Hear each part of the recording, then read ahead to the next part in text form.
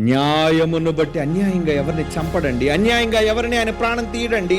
న్యాయమును బట్టి తీర్పు తీర్చును. ప్రతి దినము కోపపడు దేవుడు ఒకడును మళ్ళని ఎడల ఆయన తన కత్తిని పొదును పెడతాడు. కత్తి విల్లు ఎక్కు పెడతాడు నీ మీద. రెడీగా పెట్టండి. నేను మారకపోతే మారని మనిషిపై దేవుడిది ఆయుధం దిగుతుంది. ఏంటి ఆయుధం? చాలా ఉన్నాయి ఆయుధాలు. వాని కొరకు మరణ సాధనములు, డెత్, మరణం. ఎలా? యాక్సిడెంట్ కావచ్చు, రోగం కావచ్చు, ప్రమాదం కావచ్చు, ఇబ్బంది కావచ్చు, గుండెపోటు కావచ్చు. ఏ రకంగా అయినా సరే నువ్వు చస్తావు. నీ టైం అయిపోయినప్పుడు నిన్ను తీసేస్తా. నేను నిన్నే టార్గెట్ గా పెట్టాను.